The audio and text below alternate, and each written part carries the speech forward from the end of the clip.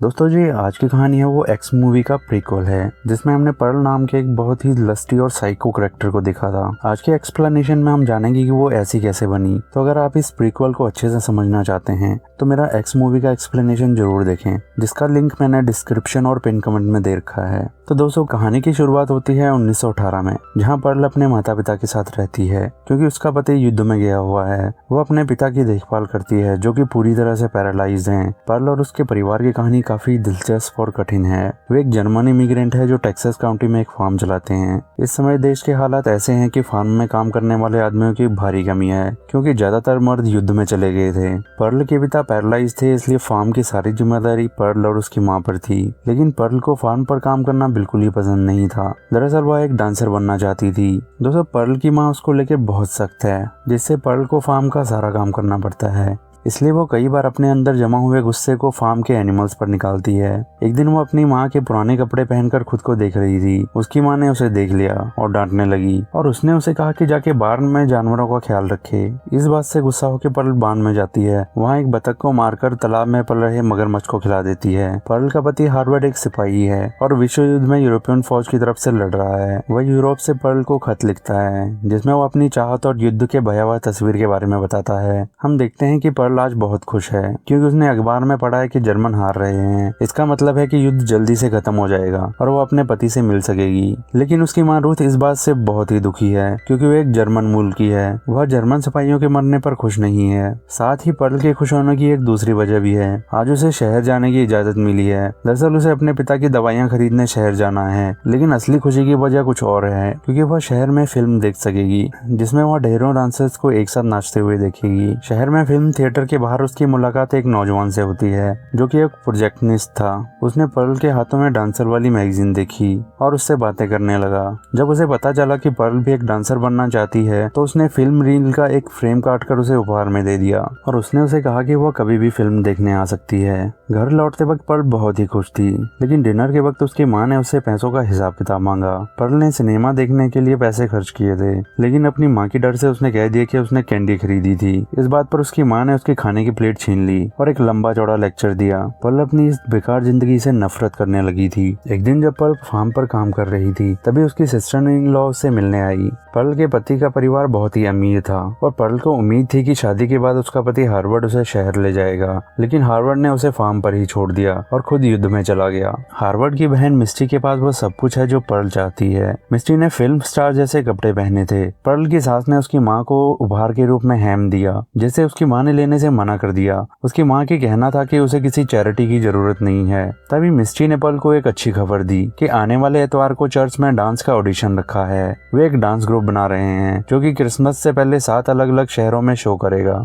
ये खबर सुनकर पर्ल बहुत ही खुश हो जाती है, क्योंकि उसके लिए यहाँ की जिंदगी से निकलने का ये एकमात्र मौका है। साथ ही उसे अपने टैलेंट पर पूरा भरोसा है, लेकिन वह थोड़ी नर्वस भी थी, क्योंकि यह पहली बार होगा जब वो असली ऑडियंस के आगे परफॉर्म करेगी। उस रात पर्ल चुपके से घर से भाग जाती है और सीधे शहर में अपने नए दोस्त के पास चली जाती है। उसे वो अपने ऑडिशन के बारे में बताती है, ताकि उसका मन हल्का हो सके। प्रोजेक्शनिस्ट ने उसे फ्री में फिल्म दिखाने का वादा किया था, तो पर्ल ने पूरी रात उस लड़के के साथ गुजारी। प्रोजेक्शनिस्ट ने उसे बताया कि वो यूरोप जा सकती है, जहाँ कोई भी जो चाहे वो बन सकता है और जो दिल चाहे वो कर सकता है। लेकिन पर्ल के लिए ये सब आसान नहीं है, जब तक उसके माँ बाप जिंदा हैं, क्योंकि उसे ही उनकी देखभाल करनी होगी। उसकी असली दिक्कत ये है कि अगर वो उनके मरने का इंतजार करती रहेगी तो उसकी जवानी उसके हाथ से निकल जाएगी। प्रोजेक्शनिस्ट उसे बताता है कि यही असली मौका है और उसे दूसरा अवसर नहीं मिलेगा। जैसे ही यूरोप में इन्फ्लुएंजा महामारी खत्म हो जाएगी, तो उसे यूरोप के लिए रवाना हो जाना चाहिए, और वो भी यही करने वाला है। प्रोजेक्शनिस्ट की ये सारी बातें उसके मन पर गहरा प्रभाव छोड़ती हैं। इसके बाद अगली सुबह वो अपने पिता को लेकर झील के किनारे आ गई, जहाँ उसकी आवाज सुनकर उसका पालतू मगरमच्छ भी वहाँ आ गया।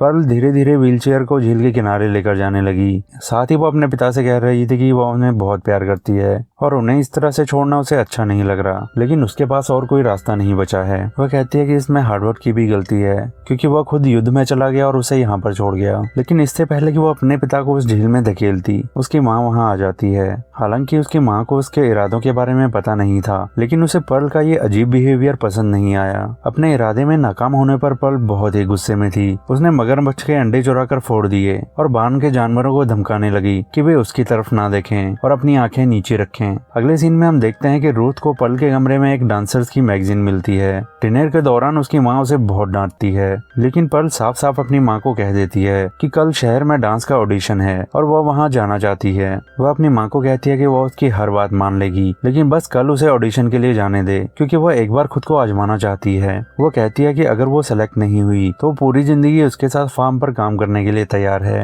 लेकिन इन बातों का उसकी माँ पर कोई असर नहीं पड़ा। उल्टा वह उसे गालियां देने लगी और बुरा भला सुनाने लगी, और उसकी माँ ने अपनी हर परेशानी के लिए उसे और उसके पिता को दोषी ठहराया।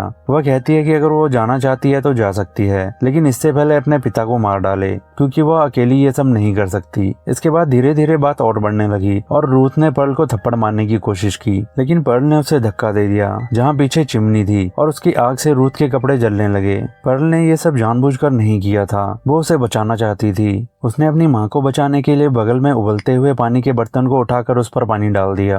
आग तो बुझ गई, लेकिन उसकी माँ गंभीर रूप से झुलस गई। पर्ल को समझ नहीं आ रहा था कि अब वो क्या करे, इसलिए उसने अपनी माँ को उठाकर बेसमेंट में डाल दिया और शहर अपने उस दोस्त के पास चली गई। अगले दिन डांस का ऑडिशन था। जब वो लड़का उसको घर तक छोड़ने आया तो पर्ल ने देखा कि कुछ सैनिक युद्ध से लौट रहे हैं और शायद उसका पति भी जल्द ही लौट आएगा।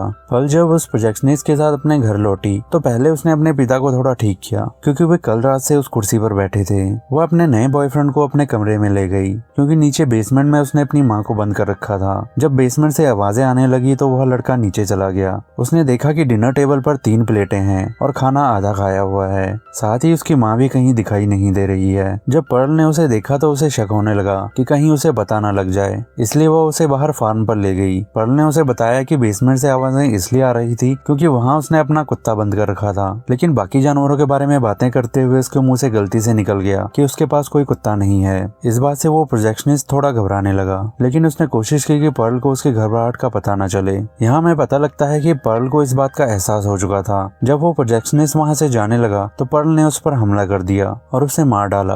बेचारा प्रोजेक्शनिस्ट भागने की कोशिश करने लगा, लेकिन अंत में वह मारा गया। आगे हमें दिखता है कि पर्ल को इस बात का कोई भी पछतावा नहीं था। दूसरी तरफ उसकी माँ भी बेसमेंट में अब तक मर चुकी थी। आज वो जो चाहे कपड़े पहन सकती थी। ऑडिशन के लिए उसने अपनी माँ के सबसे सुंदर कपड़े निकाले, साथ ही साथ उसने अपने पिता को भी सजाया। उसे पूरी उम्मीद थी कि वो डांस ऑडिशन में चुनी जाएगी, लेकिन उसे फिक्र होने लगी कि इस दौरान उसके पिता का ध्यान कौन रखेगा। भविष्य में अपने पिता को होने वाली समस्याओं से बचाने के लिए उसने उन्हें एक कठोर दुनिया से मुक्ति दिला दी। जाते जाते उसने प्रोजेक्शनिस्ट की लाश और उसकी गाड़ी को झील में डाल दिया और सभी को अलविदा कहते हुए वहाँ से चली गई। अगले सीन में हम देखते हैं कि उसकी सिस्टर इन लॉ ऑडिशन में उससे पहले ही पहुंच गई थी। उसने पर्ल से देरी से आने का कारण पूछा। पर्ल ने उसे कहा कि वह घर में कुछ जरूरी काम कर रही थी। ऑडिशन के कारण उसकी सिस्टर इन लॉ बहुत ही नर्वस थी, लेकिन वह सरप्राइज हो जाती है कि पर्ल पूरी तरह शांत है। उसने पर्ल को खुद से पहले ऑडिशन देने के लिए कहा। पर्ल ने स्टेज पर एक शानदार ऑडिशन दिया, जो कि अब तक का उसका सबसे अच्छा प्रदर्शन था, लेकिन उन्हें पर्ल पसंद नहीं आई, क्योंकि उन्हें एक अधिक जवान लड़की चाहिए थी जिसके सुनहरे बाल हों। उन्होंने बताया कि उन्हें एक अलग तरह की डांसर चाहिए और पर्ल जैसी डांसर उनके पास बहुत हैं। इस बात से वह बहुत ही दुखी हो गई। स्टेज पर उसने अपनी माँ का मुस्कुराता हुआ चेहरा देखा। ऑडिशन खत्म होने तक पर्ल बाहर बैठी रही और रोते रोते उसकी हालत खराब हो गई। उसके सारे के सारे सपने एक झटके में चकनाचूर हो गए और उसका पूरा प्लान बेकार हो गया। मिस्टी ने उसे संभालने की कोशिश की, लेकिन इसका उस पर कोई असर नहीं पड़ा। वास्तव में ऑडिशन में मिस्टी को चुन लिया गया था, लेकिन पर्ल की हालत देखकर उसने उसे नहीं बताया। वह नहीं चाहती थी कि पर्ल ये सब सुनकर और दुखी हो जाए। पर्ल के इस दुख में शामिल होते हुए वह उसे घर तक छोड़ने गई, लेकिन यहाँ मिस्टी क्या देखती है कि जो उसकी माँ ने कुछ दिन पहले उन्हें हैम दिया था वह आज भी उनके दरवाजे पर पड़ा हुआ है, जिस पर कीड़े लग चुके हैं। अगले सीन में हम देखते हैं कि पर्ल बहुत ही उदास है और कहती है कि उसे सिलेक्ट ना होने का ज्यादा दुख नहीं है। असल में बात कुछ और है जिससे वह ठीक महसूस नहीं कर रही। अपने दुख को कम करने के लिए वो मिस्टी से कहती है कि वह उससे अपनी दिल की बातें करना चाहती है। मिस्टी को कोई भी अंदाजा नहीं था कि वो क्या सुनने वाली है। पर्ल कहती है कि जब उसकी शादी हार्वर्ड से हुई तो उसने सोचा था कि उसकी जिंदगी बदल जाएगी। उसने सोचा था कि उसे फार्म की इस जिंदगी से आजादी मिल जाएगी, लेकिन हार्वर्ड ने उसे फिर से यहीं छोड़ दिया और अब उसे लगता है कि वह कभी लौट कर नहीं आएगा। वह उसे कोसने लगती है कि उसे युद्ध में ही मर जाना चाहिए। साथ ही साथ वो आगे बताने लगती है कि उसने बहुत पाप किए हैं। शुरू में जब उसने अपना गुस्सा जानवरों पर निकाला और उन्हें मारा तो उसे अच्छा लगता था। उसे उन जानवरों के लिए कोई भी दुख नहीं था, लेकिन जब उसने प्रोजेक्शनिस्ट और अपनी माँ रुथ को मारा तब भी उसे कुछ ज्यादा महसूस नहीं हुआ, बल्कि उसे अच्छा लगा। लेकिन अपने पिता को मारते वक्त उसे बहुत दर्द हुआ।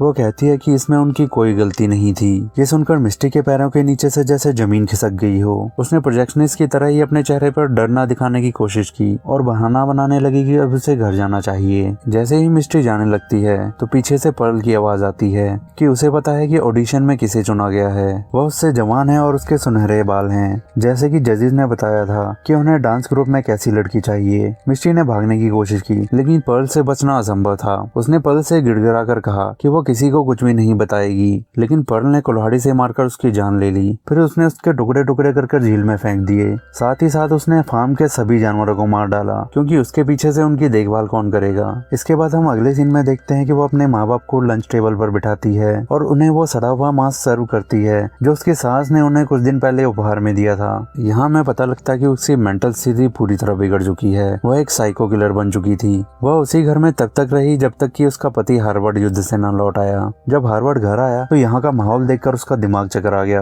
पर्ल के माता पिता की लाशें कुर्सी पर सड़ रही थी। टेबल पर कई दिनों पुराना खाना पड़ा था। कमरे के एक कोने में पर्ल जग लेकर खड़ी थी और उसके फेस पर एक क्रीपी सी स्माइल थी। इसके बाद वो कहती है कि वो हार्वर्ड के आने से बहुत खुश है। दोस्तों, उसकी स्थिति के लिए उसके आसपास के सभी लोग जिम्मेदार थे। उसकी माँ के तानों और अपमान ने पर्ल के मन में फार्म की जिंदगी के प्रति नफरत भर दी थी। वो फार्म से निकलने के लिए कुछ भी कर सकती थी। इस बीच उसने अपने रास्ते में आने वाली सारी चीजों को हटा दिया। दोस्तों, ये कहानी यहीं खत्म होती है। आशा है आपको ये पसंद आई होगी। तो प्लीज वीडियो को लाइक करें और चैनल को सब्सक्राइब करें। मिलते हैं किसी नई वीडियो के साथ, तब तक के लिए टेक केयर।